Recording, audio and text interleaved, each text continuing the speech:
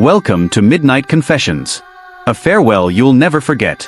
So those were tonight's Midnight Confessions. Each one is darker than the last. Like whispers crawling out of a locked room deep in your subconscious. If you're still here, if your lights are still on, if your heart is still thudding in your chest, then congratulations, you made it to the end. Not everyone does. These chilling tales were sent in by brave souls just like you. Ordinary people who saw something they were never meant to see, heard footsteps when no one was home, or woke up with bruises from fingers that weren't theirs. Which story twisted your gut the most? The third one? Yeah, same here. There's something about shadows. That watch back keeps me checking over my shoulder. Hit that subscribe button before something else hits you first. Until next time, sleep tight. If you still can. Let's start the story. I might have posted about this on Reddit before, but honestly, I can't remember. I hope that's not an issue. This happened when I was 14, and it still feels like it happened yesterday. My mom had this ex-boyfriend. They'd broken up years ago, but stayed on good terms if you can call it that. What stands out about him is his car, an old white Volvo from the early 2000s. He was obsessed with it. He'd use any excuse to take a ride, whether it was driving my mom somewhere, even after the breakup, or taking me to the emergency room when I fractured my ankle as a kid. Then, when I was 14, he passed away after falling down the stairs. Broke his neck. My mom was devastated, though I think she was still carrying a lot of feelings for him. A few days after I found out about his death, I had the strangest, most vivid dream. Maybe it was just my overactive subconscious playing tricks on me, but to this day, I'm not sure. In the dream, I'm getting on the same bus I'd taken countless times to the city center. The route passed through the neighborhood I'd lived in for most of my life, driven by the same old bus driver who'd been driving that route for years. Nothing unusual at first, just another ride. But then, after 2 stops, the bus slows down and pulls over to pick up more passengers. And that's when I saw him, my mother's ex-boyfriend. I froze. My heart dropped. He was standing there just like. I remembered him looking exactly the same as if he hadn't aged a day. And just like that, the memory of him came rushing back, but the feeling wasn't right. It wasn't warm or comforting like it used to be. No, it felt like a cold weight on my chest. The bus door opened, and he stepped on. He didn't say anything, just gave me a look, and in that moment, I couldn't shake the feeling that something wasn't right. I remember the feeling of unease as soon as he stepped onto the bus. It didn't make sense. He always drove his cherished white Volvo. He never used the bus, but there he was walking up the aisle, paying for a ticket like any other passenger. I watched, confused, as he moved toward the back where I was sitting. Then he looked right at me, his eyes locking with mine, and he said something that sent a shiver down my spine. "Tell your mother that I'm all right." I didn't know what to say. I just nodded, promising him that I would, and watched as he turned, stepping off the bus at the very next stop. His departure was so abrupt, so final. It felt wrong. The next morning, I told my mother about the dream. When I told her what he had said, her face paled. She said she believed it was a message from his spirit, a way for him to let her know he was at peace. Part of me still wants to believe that there's more to it than just a dream. But what matters most is that it gave her some comfort, eased the sorrow that had been eating away at her since his passing. And now I share it with you all, hoping you'll find it as unsettling as I did. Hey, Midnight Confessions. I've got a story, not really a confession, but something strange. You can call me Husky, everyone does. It's a little hard to explain exactly what happened, but I live in the same room my grandmother passed away in. Not long ago I was sitting there, playing Far Cry, minding my own business, when I felt something hit me. A snack box flying out of nowhere. I thought it was just my cousin messing with me, but when I turned around, no one was there. And I swear that box didn't just fall, it was thrown. As anyone in my situation would. I bolted straight into his mom's room and asked him about it. Still, there he was, sitting in the other room playing Minecraft like nothing was happening. He was loud as hell, so there's no way he could have moved that quickly. My mind was already spinning from the first incident, trying to make sense of what had just happened. Then, just minutes after the first strange event, it happened again. An old picture of me, one from 2nd grade, came crashing down off my desk. It hit the TV face first with a loud thud. My heart dropped. The room felt suffocating. I couldn't stay there, I had to leave, my hands trembling, my thoughts racing. Months later, on July 30th to be exact, I was laying on the couch planning on pulling an all-nighter to play Tear Down. I was already starting to nod off around 3:40 a.m. when the tapping started. It sounded like the blinds slapping against the window. I thought maybe it was the cats messing around. Of course, it was just the cats. But when I pulled the blanket off, expecting to find them lounging somewhere, the room was empty. Not a single cat, and the tapping kept going on the window in the dead of night. Not exactly wanting to be that guy from a horror movie, I called a friend, tried to brush it off, pretending everything was fine, and went to sleep. But deep down, I knew something wasn't right. Something was out there, and it was tapping at my window, waiting for me. Anyway, I know this was short, but trust me, it scared the hell out of me. Hey, Midnight Confessions, I appreciate everything you do. I figured my story might be worth sharing. If you want to use it in a video, feel free to call me. I grew up in a religious household, though honestly, I didn't buy into the whole thing. My family, though, has this heritage rooted in gypsy fortune tellers, and they're big believers. According to my parents, when I was little, I used to talk to ghosts. One of the most memorable stories happened at a friend's house. I was just a kid, maybe 4 years old, and I couldn't keep my eyes off the stairs, more specifically, the smoke alarm at the top. My parents noticed me staring and asked what I was looking at. I told them the smoke alarm didn't have batteries. They laughed, brushing it off as my overactive imagination. After all, I was too young to even climb the stairs, let alone mess with the smoke alarm. But later, their friend called and confirmed there were no batteries in the smoke alarm. I don't remember much else, but apparently my parents asked how I knew, and I just mentioned some sort of supernatural being, like it was the most casual thing in the world. But I swear something was watching me that day, something that wasn't human. That's another story for another time. One of my friend's daughters kept having nightmares, terrifying ones that left her too scared to even be in her own room. My parents, being the kind of people they are, figured it might be a good idea to ask if I could help. After all, they knew I had an odd ability. Apparently, I could talk to ghosts. My friend agreed, and soon enough they brought me over, asking me to sit in the room alone with her. What happened next is something I'll never forget. I don't remember much, but I do remember starting to cry, telling them I couldn't say why, that something was there, something wrong. I think I said something about how they wanted to hurt me. But the rest of it is a blur. I know this sounds crazy, but that's what happened. And honestly, it's the only supernatural experience I had when I was younger. I know it probably sounds fake, but I swear it's true. If you've got any questions or want more details, feel free to email me back. Thanks for taking the time to listen, Midnight Confessions, and hey, if you want more stories, I've got some. I'm just curious, though, now that you're a bit older and can remember things better, do you still have those experiences? Can you still see things like you did back then? If so, I'd love to hear more about your ghost sightings, because that ability, that's pretty damn fascinating. Hi, Midnight Confessions. I've been watching your videos for a few weeks now, and they've become my background noise when I try to sleep. Honestly, they help me fall asleep faster than anything else. Now, this story I'm about to tell you happened a few years ago, and I've only told a handful of people about it. But after hearing so many other stories on your channel, I figured it was time to share mine.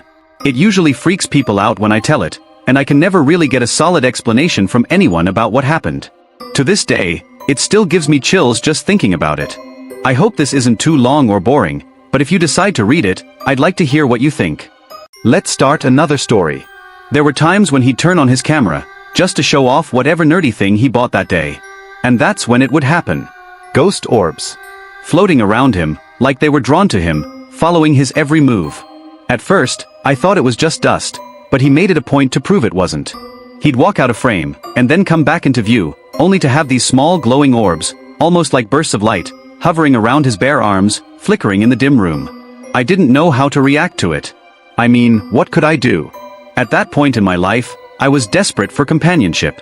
And honestly, the spooky stuff wasn't anything I wasn't used to. I'd had my fair share of unexplainable experiences before, so I just brushed it off. Sure, it was unnerving, but it wasn't like it was the first time I'd seen something odd. It wasn't even the last. As strange as it was, the ghostly occurrences seemed almost like just another day at his place. I wasn't exactly comfortable, but I sure as hell wasn't going to stop talking to him because of some floating lights. Things moved forward, and, well, as you've probably guessed, we started dating. We kept it casual at first, but eventually, I visited him. The visit went well. We watched movies, went on dates, and I met his family. Nice folks, really. But there was something in the air that I couldn't shake. I kept quiet about everything I saw. I didn't want to make him uncomfortable. I pretended like I didn't see the things moving in the corners of the room, the faint shadows that never quite looked right, and I just kept smiling, trying to suppress the fear crawling up my spine. Then came the moment that changed everything. He left me alone in the room while he went to the bathroom. I sat there, watching the YouTube video we'd put on, trying to distract myself. I don't know why I did it, but something made me turn around, maybe to see if he was coming back. And that's when I saw it. It was humanoid, but something wasn't right about it. The way it moved, its joints were bent at impossible angles, like a twisted marionette, and it had no features. Just a shadow, a black void where its face should have been. I don't know how long I stared at it, paralyzed in place, but when it finally moved, it was like it was coming straight for me, its limbs jerking unnaturally. I didn't scream. I couldn't. I was too terrified to even breathe. And then it was gone, just as quickly as it had appeared. I still don't know what it was, but I couldn't pretend it wasn't real anymore. The things that followed, those things I couldn't just rationalize away. It was on all fours, crouched low to the ground like some twisted human-spider hybrid. Its limbs bent at angles that should have been impossible, but what terrified me more than anything was its head. Where a face should have been, there was just this gaping, jagged mouth, open wide, as if it was screaming. But there was no sound. Not a single sound. I couldn't move. It didn't move. We just stared at each other, locked in this silent, paralyzing standoff that felt like hours. Normally, I would have screamed or run, or at least done something. But I didn't. I just sat there. Staring. Not even breathing. I'm not saying I'm brave, I'm anything but. I'm the kind of person who screams at horror movies, who jumps at the slightest sound. I'm a complete chicken. But every time I experience something like this, I never react. I just freeze. I look away or pretend I didn't see it, like if I ignore it long enough, it'll go away. I didn't even flinch when it started scuttling toward me, its movements jerky, like some demonic spider, and vanished behind the couch I was sitting on. But it didn't stop there. There was another time when I was watching TV with him. Out of the corner of my eye, I saw his head shift, turning to face me. At first, I thought he was just stealing glances. I didn't think much of it. I thought it was cute, even. But then it happened again. This time, it was worse. His face, turned to fully face mine. Not a subtle turn, but a full-on shift. I kept pretending to focus on the show, trying to ignore what I was seeing from the corner of my eye. And then, his mouth opened. It stretched unnaturally wide, his jaw extending, cracking, like something out of a nightmare. His eyes rolled back into his skull, leaving behind hollow, empty sockets. I couldn't move. I couldn't look away. I was stuck there, paralyzed, watching as his face distorted into something I couldn't explain. Finally, I forced myself to turn and look at him, fully expecting the worst, only to find nothing. He was watching the TV screen the whole time. Completely normal. Completely alive. I don't know how long I sat there, trying to shove my soul back into my body. I smiled, trying to keep it cool, and asked, "Hey, are you staring at me?" I laughed, pretending like I wasn't moments away from being devoured by a demon wearing my then-boyfriend's face. He said no, all confused, like I was crazy. And I laughed it off, teasing him for stealing glances at me. But the whole time, I couldn't shake the feeling that I wasn't crazy. Something was off. Something was wrong. From then on, I made every excuse to leave the house. I'd go out for hours at a time, anything to avoid staying in that room. And when I couldn't, I'd fake a headache and take naps, just to escape the feeling of being watched. Eventually, it was time for me to go home, and I didn't rush it. I reassured him that nothing was wrong, that I was fine. But deep down, I knew something had changed, something I couldn't explain or ignore. For a while, that's all I did. I chose to ignore the growing sense of dread that came with being around Z. I convinced myself it was all just in my head, delusions, stress, nothing more. But the truth was, even while I was with him, I was battling my own demons.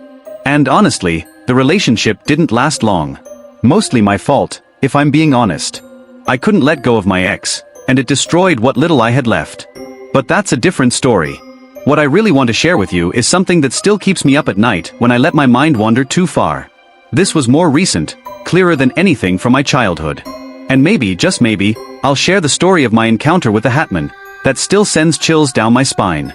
But for now, I just wanted to get this out there. I know it's not the most detailed or polished tale, but I'm really careful about how much I reveal. After all, I can't just throw my identity out there. But man, that experience? Terrifying. Now I'm left wondering, Was he really just a messed up ex, or was there something more to him? I mean, could he have been some kind of demon? Because looking back, it sure felt like he was. And I've heard so many stories about the Hatman. There's something about that figure that draws people in. It's not just one person's tale, either. So many have seen him, felt him lurking in the corners of their rooms. I'd love to share more of my own experiences with him. Thank you so much for reading this, even if it wasn't the most polished story. Honestly, just talking about it makes my skin crawl. But I'm glad I could share it. And hey, if you guys have any thoughts, drop them in the comments below.